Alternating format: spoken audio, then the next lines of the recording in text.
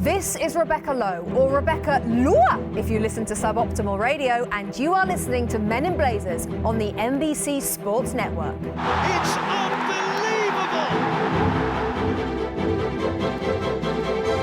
Welcome to a Men in Blazers pod special. Our guest today is the muscular brain of a Spurs team that's not lost in 10 games, currently sitting 5th place in the table. I have loved watching this man play from the very beginning of his Tottenham career. His uncle, Andrew Croker, a long-time great friend of the pod in England, talked Eric up every time we saw him in Rio during the World Cup.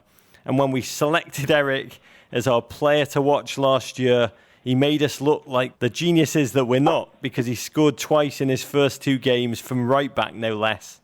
Since then, he's made the switch to defensive midfielder, and his tenacity in the tackle has provided cover for a Spurs back four that have repelled all comers. This weekend, they head to heated rival, second-place Arsenal for a massive North London derby on Sunday. We welcome to the pod the Dier Wolf, Mr. Eric Dier.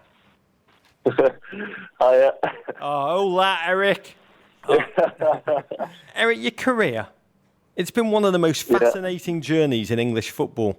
In 2004, your mother, Louise, was hired to run the hospitality programme for the European Championship in Portugal. She moved your entire family, 5 siblings, and stayed there.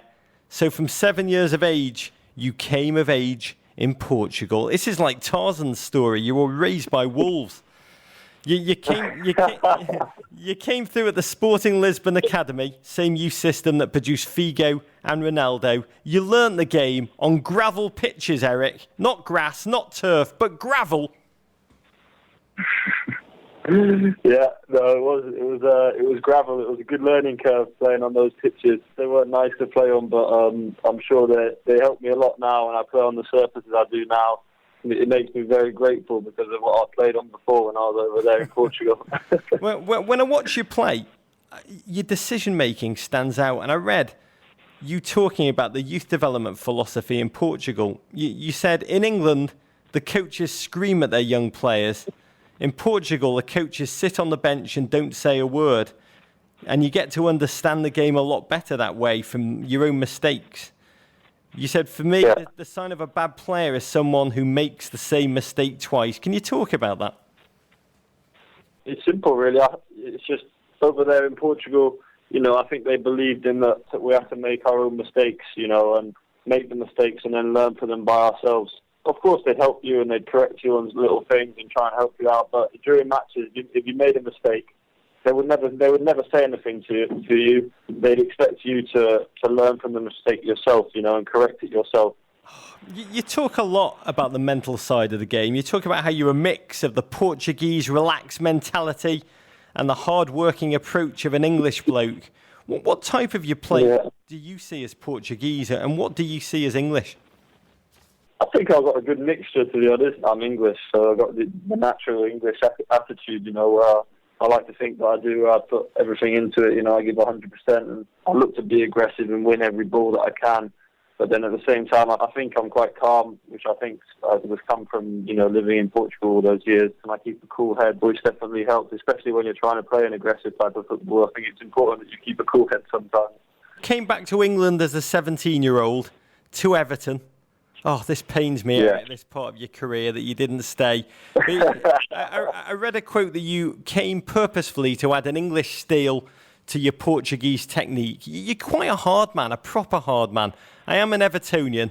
I saw you square up to Lukaku this season without any fear at all. Your physicality, is that English or is that Portuguese? Yeah, I think that's English. My physicality, I think that's English, and I think I learned a lot of that at Everton. When I came back the second time to Tottenham, I knew that the Premier League is a very physical league, So that time at Everton really helped me for this period that I'm going through now. When I watch you play, I think sometimes you've got a touch of the Pepes, Eric.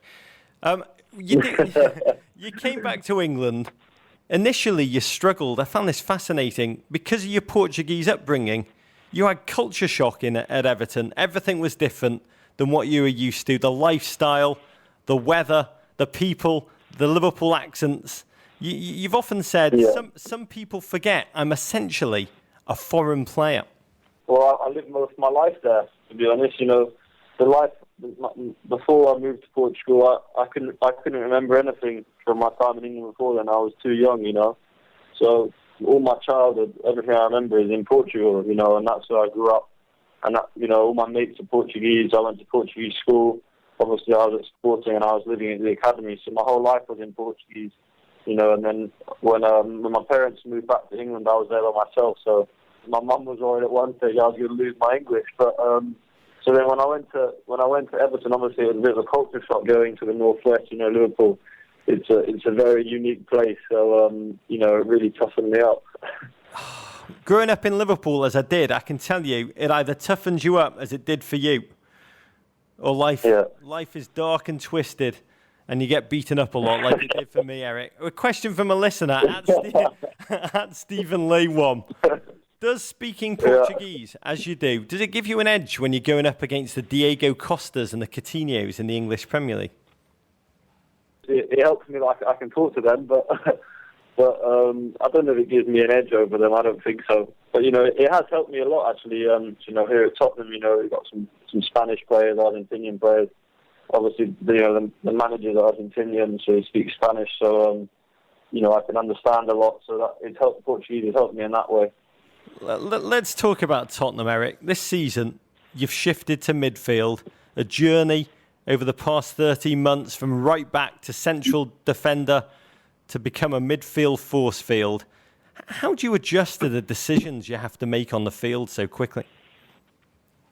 To be honest, I played there a bit in Portugal before, so it wasn't like it was completely new to me, but everything happens a bit quicker there, you got less time to make decisions and there's things going on behind you and in front of you, so you need to be a bit more aware.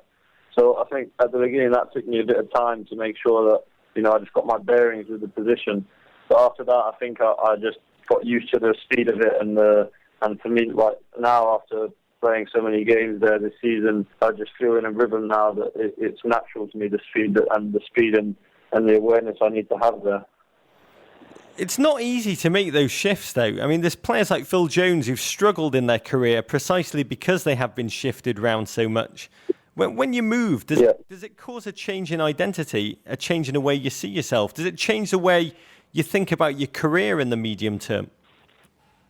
No, not at all. I'm still very young.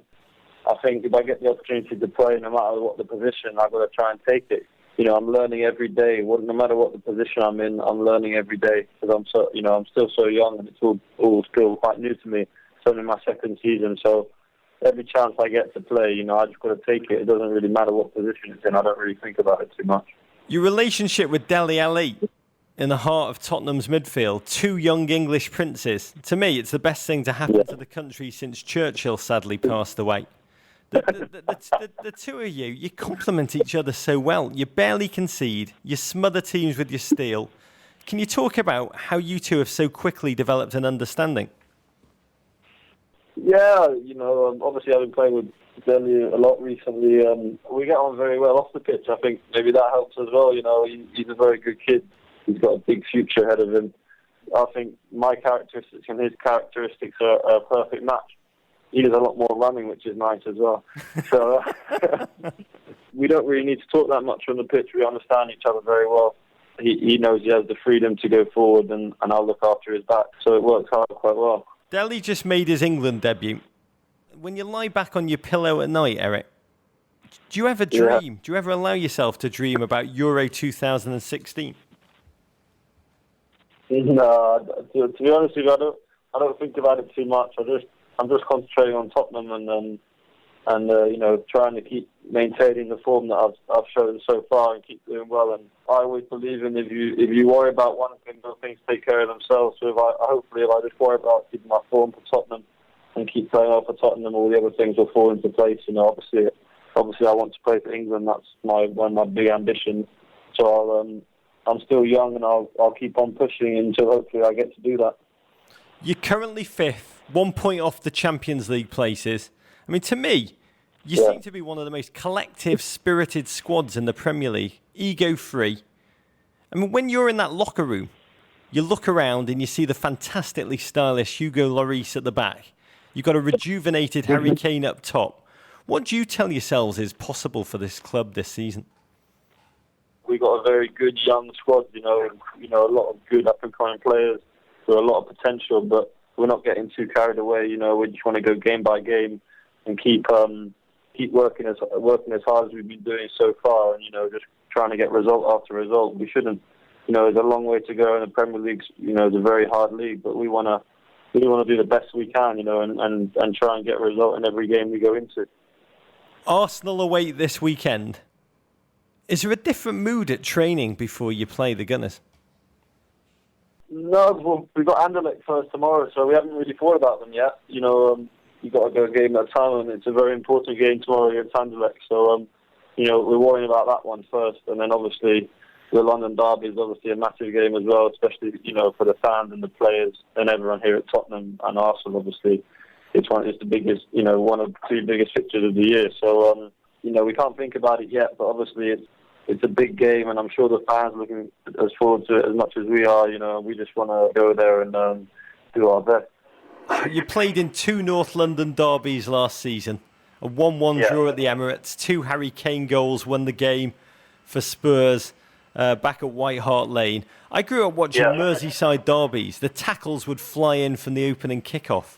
As a player, do you feel that surge of extra adrenaline when you play against Arsenal? That extra need to establish dominance over your opposite number? Yeah, it's a different game. Obviously, you try to treat it all the same, but obviously, you feel the buzz around the stadium, and the atmosphere is just a bit different. Because it's the game that the fans will want to win. So the atmosphere is just a bit different, and a player can't help but notice that.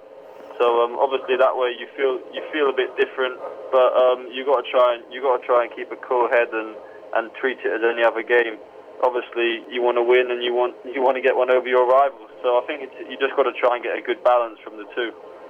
I loved what you said recently about how you played Diego Costa. You said he's a kind of guy you need to be nice to. People try and fight him. That is not the way to go. What is the way to play Olivier Giroud? I don't know, to be honest. I think he's a bit of a different character to Diego Costa. Obviously, they're both very good players, but I don't think you need to worry about as much the mental side with Giroud. Obviously, because Costa he's a fiery guy, but I don't think Giroud's got the same character. So you just got to worry about him in football terms and try and nullify him. Question from a listener at Sam Dykstra. Heung-min Son told the Korean papers that Spurs officials had directed him to make sure he didn't buy a red automobile. What's the strangest way you, Eric, have been told to show that you don't support Arsenal and don't have any connection at all to anything, even the colour red? I don't have a red car, so that wasn't a problem. No, I haven't encountered anything like that, to be honest, yet. Red's not really one of my favourite colours, to be honest. I don't have much that's red, so I don't see it as being much of a problem to me. Just when Spurs fans thought they couldn't love you anymore, this week they found an old tweet of yours from 2012 when you played against Arsenal for Everton's reserve team, and you joked about, let's just say, Arsenal's approach to football. I mean, Arsenal players, Jack Wilshere has made it clear what he feels about Tottenham. Do you feel a sense as a player of what the fans feel for their rivals, or is that just us fans projecting? I don't know. I saw a few things about that tweet. I don't even remember writing that, to be honest. That's the problem with Twitter, I guess. It was a long time ago, yeah, but the fans seem to like it a lot.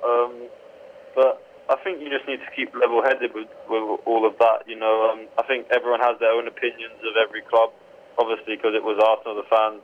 They enjoyed it, but which is good. But you got to respect every opponent. You are a wise head. You are a cool head. You've got brothers in Florida, right, Eric? They're at university, tennis players. One of them enjoys his tennis, and the other one golf. Actually, yeah. One of them's at the University of Miami, and one of them's at Florida State. That is like the Arsenal and Tottenham rivalry of college football. All I say is come and see us when you're next in the United States. Come and see us when you're next in New York. Your buccaneering style, your intelligence, your hard-hitting, Americans adore you. We wish you and the rest of the team Godspeed for Sunday. We wish you all success for the season ahead, Eric. Arsenal against Spurs at 11 a.m. Eastern Time on NBCSN. Godspeed, Eric. Thank you very much. Thanks for having me. Nice talking to you. Thanks.